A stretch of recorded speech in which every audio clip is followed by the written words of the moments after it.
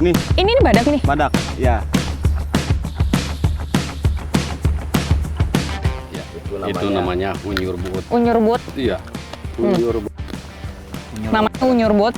Ya. Rasanya tuh asem-asem gitu, sepet. Ya.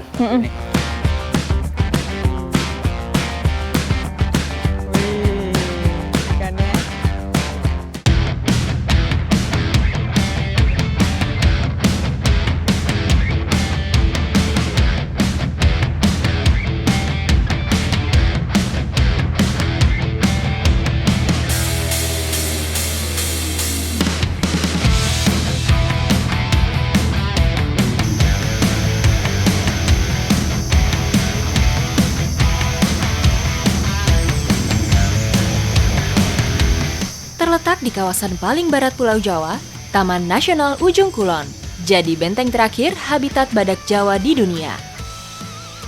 Satwa ini masuk dalam kelompok fauna berstatus terancam punah. Selain akibat perburuan, badak Jawa memiliki tingkat reproduksi yang tergolong lambat. Badak betina beranak dalam interval 4-5 tahun, dengan masa kehamilan 15 hingga 16 bulan.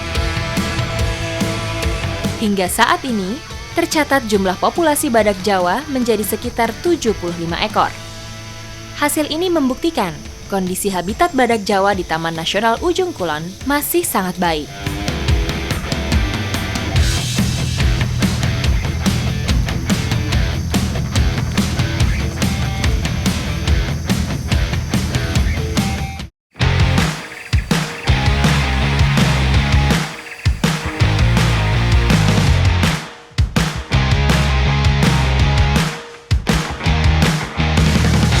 Sebagai taman nasional tertua di Indonesia, Ujung Kulon telah menjadi salah satu warisan dunia yang dilindungi oleh UNESCO. Ada sekitar 30 jenis mamalia liar yang hidup di dalam kawasan ini. Saya beruntung sekali nih. Baru mau mulai monitoring tapi udah ketemu sekumpulan banteng. Kita pantau dari jauh karena kita harus tetap waspada sama banteng-banteng liar ini. Bisa aja tiba-tiba kalau mereka merasa terancam, kita dikejar. Savana Cidaon merupakan lokasi berkumpulnya hewan-hewan liar penghuni hutan Ujung Kulon saat mencari makan. Momen ini juga menjadi salah satu incaran saya, selain badak Jawa bercula satu. Ah, di sana ada merak juga. Ada banteng, ada merak. Tinggal nunggu badak.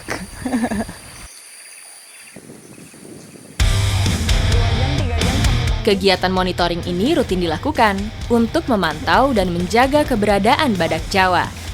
Tujuan pertama kami merupakan salah satu lokasi yang paling sering didatangi sang badak. Jadi kita mau ke Blok Citerjun, ke titik 24 AP karena katanya di sana itu banyak badak yang sering ke situ ya. Kubangan ya. Kubangan menjadi salah satu indikasi keberadaan badak. Saat udara panas, biasanya badak suka berendam di kolam lumpur karena bisa membantu mendinginkan suhu tubuh serta melindunginya dari sinar matahari. Sekarang kita udah sampai di kubangannya nih, dan saya mau ngecek tanda-tanda keberadaan badak di sini. Kami pun menemukan jejak kaki badak yang diperkirakan kurang dari 1 minggu. Pengecekan jejak bisa menjadi indikasi untuk mengetahui umur dan pergerakan badak. Jadi tapak yang kita temukan ini punya ukuran panjang kurang lebih 27 cm dan ke arah selatan, jadi tepatnya ke arah kubangan ini. Jadi dia ini baru mau berkubang ya lewat sini. Oh ini dari tadi saya penasaran nih, kubangan ini berapa dalamnya ya? Jangan. Kenapa? Nggak boleh. Nanti kan terkontaminasi, ini badak tidak mau kesini lagi karena bekas ada orang. Oh gitu, jadi ngukurnya pakai apa? Pakai tongkat ini. Oh pakai tongkat. Gini. Oke, silakan. Wah jadi ternyata saya mau ngukur. Mau ngukur pakai tangan nggak boleh, karena nanti tercium bau manusianya, jadi badak nggak mau berkubang di sini lagi. Badak merupakan satwa yang sangat sensitif terhadap kondisi lingkungan. Mereka cenderung menghindar dan menjauh bila mencium bau manusia. Airnya Biasanya habis berkubang ini, badaknya ngapain tuh Kang? bergesek-gesek badannya ke pohon. Ini Terus lantainya gesek. seperti kayak Oh itu? Oke, bisa dilihat. ini gesekannya. Ya. Ini tanda tanya. Tanda tanya. Kang. Jadi emang badak itu biasanya suka menggesek-gesekkan badannya ke pohon biar badannya nggak gatel habis berkubang ya Kang ya. Iya, iya, iya.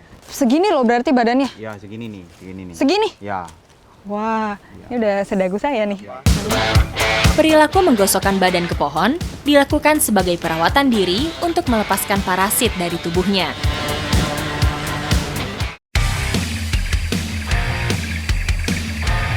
Untuk memantau Javan rhinoceros, pihak Balai Taman Nasional Ujung Kulon memasang sekitar 100 kamera trap di beberapa titik potensial.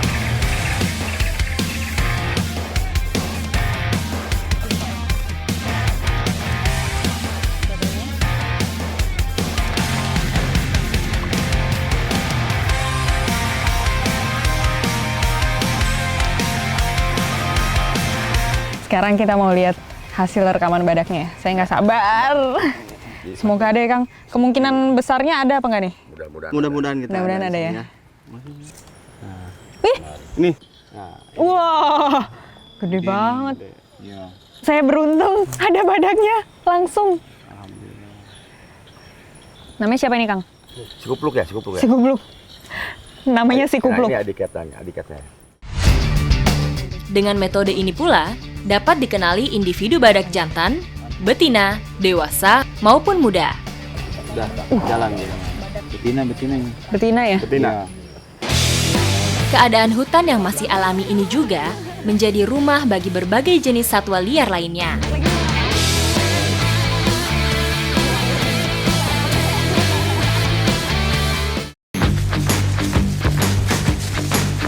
Kekayaan ekosistem Ujung Kulon bukan hanya satwa endemiknya saja.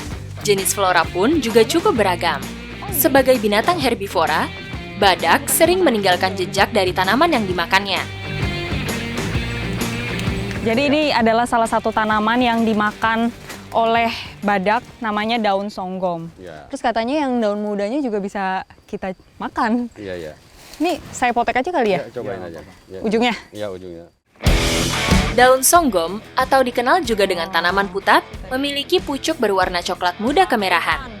Daun hutan ini aman untuk dikonsumsi oleh manusia, bahkan sering dipakai sebagai lalapan. Kayak kulit apa ya, buah? Buah juga ini sama. Enak sih. Saya aja suka, apalagi badak ya Kang ya? Iya.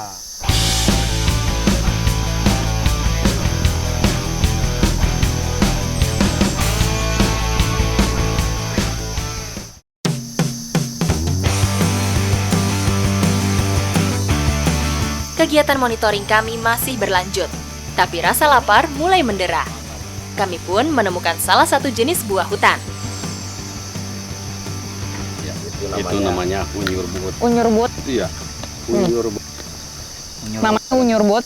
Iya. Rasanya tuh asem-asem gitu, sepet. Ya, Mm-mm. Ini. Kayak apa ya, kayak salak. Kayak salak ya Kang? Iya. Iya. Mirip. Lumayan buat nambah stamina, karena perjalanan kita masih lumayan. Dikenal dengan sebutan hunyur buut dalam bahasa Sunda, buah hutan ini memiliki nama ilmiah Katsura scandens. Selain dapat menambah stamina, buah hutan ini juga dipercaya dapat digunakan sebagai obat batuk. Bisa juga diminum airnya. Oh iya? Ya, buahnya juga bisa dimakan. Di mananya? Oh, ini airnya nanti dipotong dalam? dulu, di dalam ya. Oh gitu. Dipotong dulu. Sok coba. Mau dong. Cepat. Mana? Cepat. Mana air? Keluar. Mau dong nyobain. Nih. Segar. Udah habis nih Kang. Udah habis. Udah habis. Wah, Segar. mana kita ini? Lumayan kita ngisi stamina. Kita Yuk. lanjutkan perjalanannya. Lanjut lagi Kang.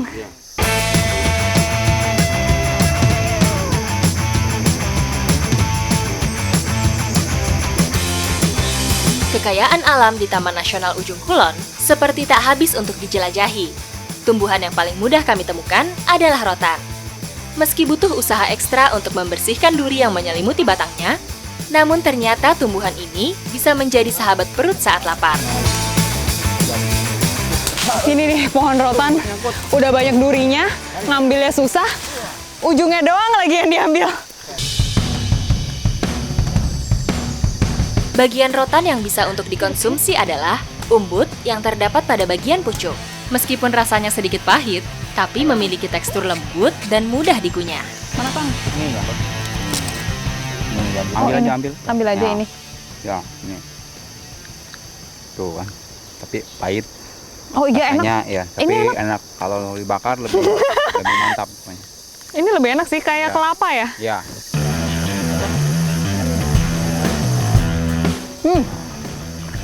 Gini aja enak apalagi dimasak kali ya. Kita masak yuk Kang. Oke, siap. Yuk.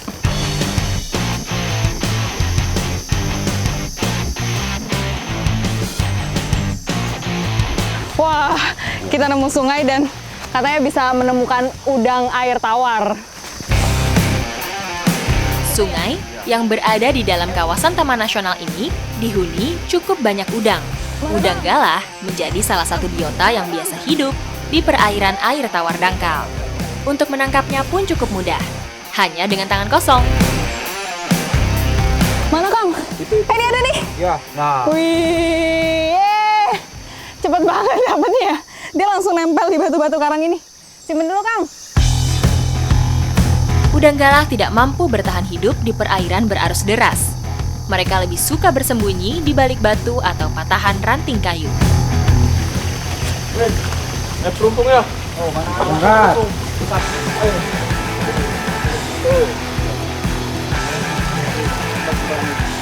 Mana Kang? Lihat. Harus nih, bantuin. Coba. Nyetukin. Tangannya awas. Wow, banyak. Nah, Yeay. Panen lagi ya. Nih, saya juga dapat nih. Jadi udang ini suka ngumpet di dalam apa? Terumpung ya? perumpung ya. Perumpung. Jadi kita beruntung bisa dapat perumpung ini karena banyak udangnya ternyata. Secara undang-undang, dalam kawasan konservasi, kita dilarang melakukan perburuan, terkecuali untuk hewan air, seperti udang yang ada di sungai ini. Coba. Nih, ada nih. Apa? Mana? Nah, dapat nih. Yeay, dapat. Udang galah punya capit yang sangat panjang dengan ukuran kepala yang besar. Cocok diolah dengan cara dibakar, karena tekstur kulitnya yang keras dan kokoh. Ini ya. Mana lagi nih udang? Nah, ini dia karya saya. Udah siap mau dibakar. Yo, bakar. Mantap. Wow, mantap Mas Bro. Udah setengah matang. Ini udah mulai kan? Wah, mantap. Ini mantap nih. Wah. Rasanya masih segar karena baru diambil dari air tawar. Manis ya Kang? Mantap. Sekarang bagian rotannya yang udah dibakar, kita coba. Dalamnya ya Kang? Setelah dibakar ternyata rasanya lebih gurih. Ibaratnya ini tuh nasi, terus ini lauknya. Wah, mantap. Perpaduan yang keren banget nih. Lelah bekal perjalanan jauh terobati dengan perut yang sudah terisi.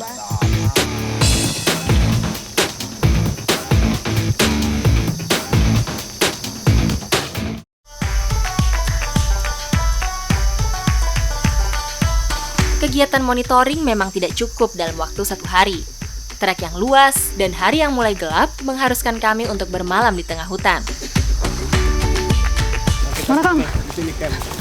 Oh, di sini ya? Ya. Karena waktu sudah mulai gelap, jadi kita memutuskan untuk ngecamp dulu di sini dan besok pagi kita lanjutin monitoring lagi. Lokasi hutan yang bersebelahan langsung dengan laut dapat dipastikan udara malam tidak terlalu dingin. Jadi tenda dom ini pun cukup untuk saya bermalam. Yang terpenting dapat terhindar dari nyamuk hutan.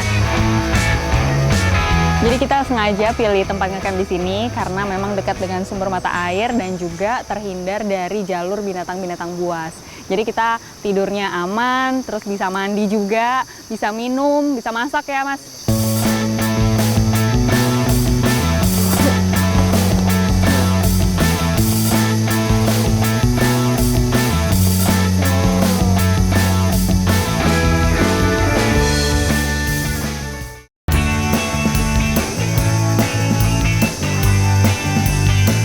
Biasanya pada pagi hari badak sering melakukan aktivitas dan saat ini saya mau melanjutkan monitoringnya.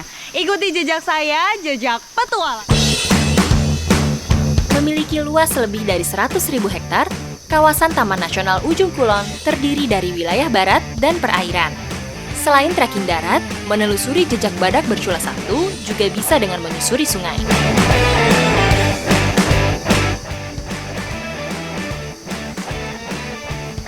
Jadi badak itu suka mandi di sungai ini, terus nanti dia pelan-pelan berenang untuk nyebrang ke sisi sebelah kiri saya. Badak juga membutuhkan garam untuk asupan mineral tubuhnya, sehingga sering melakukan aktivitas di sungai. Kami segera melanjutkan perjalanan dan berharap bertemu dengan sang badak Jawa.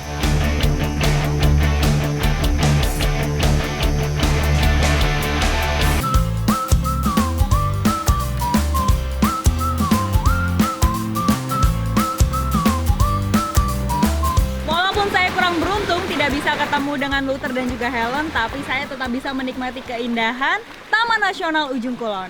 Ikuti jejak saya, jejak petualang.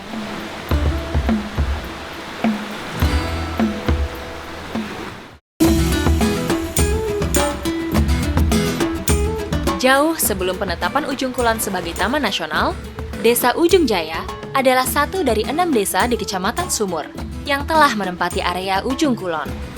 Desa yang memiliki 12 kampung ini pun merupakan desa terujung di Ujung Kulon. Dan sekarang saya mau ngikutin Pak Marsit ini untuk melaut. Pak, nanti kita sebelah mana, Pak? Sebelah sana. Oh, sebelah sana ya? Iya. Umumnya, nelayan kampung Tanjung Lame menggunakan jaring bentang sebagai alat tangkapnya. Cara tangkap ini dianggap lebih ramah lingkungan. Nah, ini dia jaringnya yang udah siap untuk kita tebar ya, Pak. Untuk mendapatkan ikan, kami pun harus menunggu hingga ikan terkena perangkap jaring.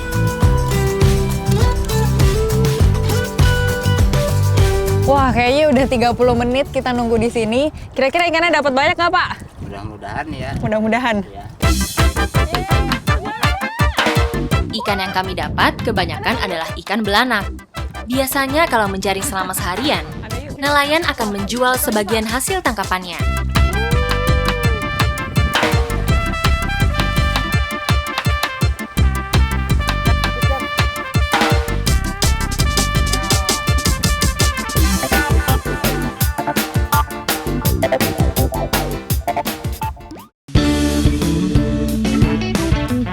Ikan yang baru ditangkap memang lebih enak jika langsung diolah, karena masih memiliki rasa yang segar dan manis.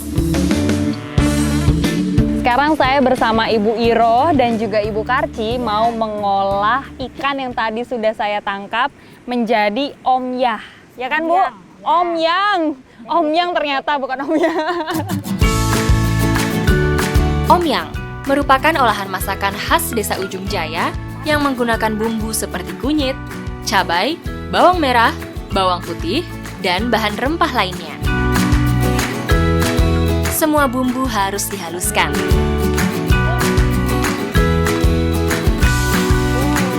Tumis bersama ikan hingga bumbu meresap. Ikannya udah lembek-lembek gini berarti udah matang nih, Bu? Aromanya udah kecium nih, Bu. Asapnya tapi bikin perih ya, Bu ya? Sampai merah matanya. Aduh, kita angkat aja nih, Bu, udah matang.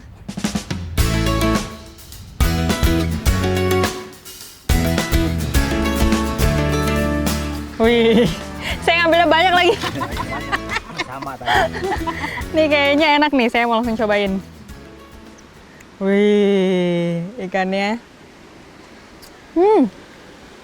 Enak banget, Bu. Ya, enak. Wah, nggak sia-sia nih hasil ulekan saya. Bumbunya enak. Jadi rasanya nih kayak pepes tapi versi kuah. Ya kan, Bu ya?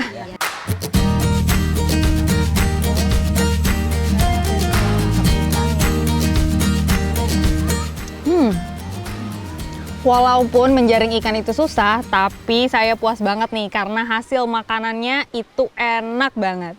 Ikuti jejak saya, jejak petualang.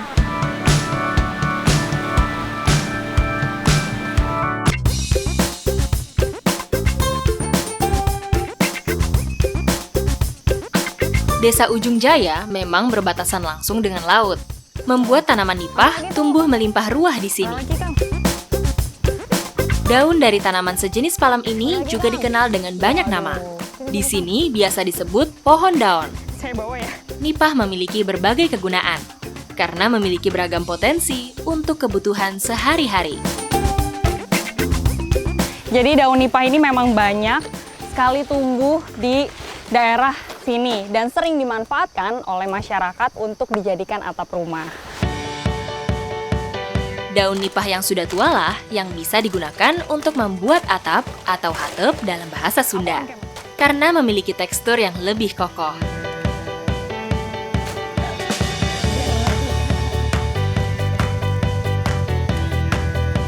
Daun nipah sudah dikumpulkan, sekarang waktunya untuk disusun biar bisa menjadi atap. Aduh, lumayan berat juga ini daunnya. Sebagian besar masyarakat Desa Ujung Jaya masih menggunakan atap daun nipah. Tapi sayangnya, pembuat atap nipah ini mulai tergeser oleh modernisasi. Bahkan bisa dihitung jari di tiap kampungnya. Nah ini dia daun nipah yang sudah dibentuk menjadi sebuah welitan. Ya kan Bu ya? Iya, iya. Cara membuatnya susah-susah gampang. Cukup menyusun daun hingga 4 lapisan dan anyam dengan susunan daun selanjutnya. Susunan daun ini membuat atap lebih kokoh dan tidak mudah robek saat disulam, dianyam, atau diwelit. Masyarakat Desa Ujung Jaya menyebutnya. Menganyam daun nipah ini memang harus ekstra hati-hati karena dia cukup tebal. Ya tuh kan jadi patah. Mau gimana nih patah? Tapi memang daun nipah ini cocok sekali untuk menahan air dan juga panas.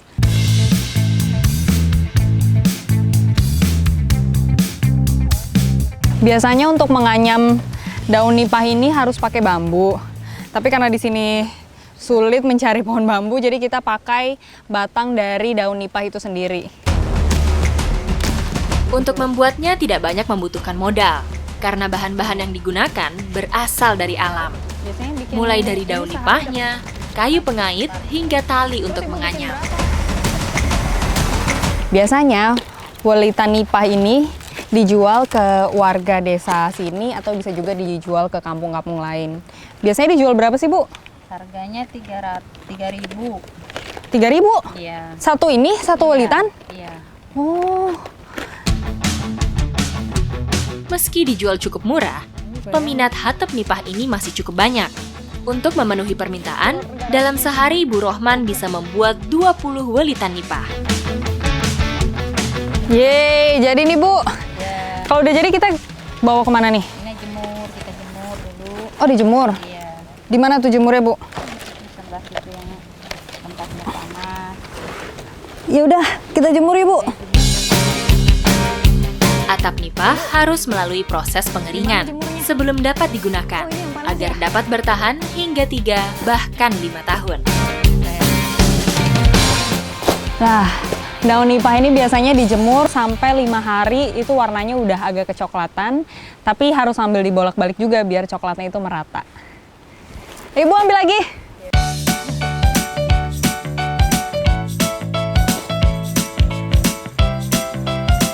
Oh ini yang udah kering Bu. Wah, pas banget nih. Ada daun nipah yang sudah kering dan langsung bisa dijadikan atap. Karena katanya ada atap yang bocor ya Bu? Iya.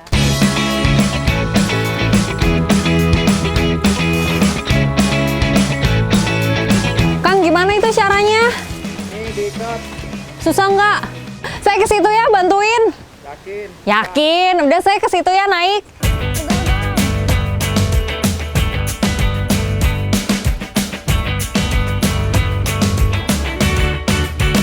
Kenapa sih Kang ini kita harus benerin yang bagian sini? Ini ada yang bocor. Orang yang bocor. Emang udah berapa tahun? Udah 5 tahun lah. tahun baru bocor? Iya. Wah, 5 tahun. daun nipah ini bertahan hampir 5 tahun baru bocor. Luar biasa loh. Pemasangan atap nipah tidak terlalu sulit. Cukup disusun dan diikat kuat pada rangka langit-langit rumah. Ternyata untuk membuat satu rumah saja membutuhkan kurang lebih 300 welitan daun nipah.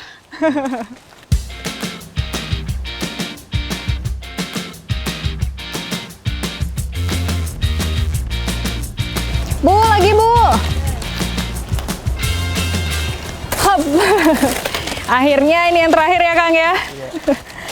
Kampung Tanjung Lama ini memiliki hawa yang cukup panas karena berbatasan langsung dengan pantai. Makanya daun nipah ini cocok untuk dijadikan atap rumah karena memberikan efek yang cukup sejuk. Ikuti jejak saya, jejak petualang.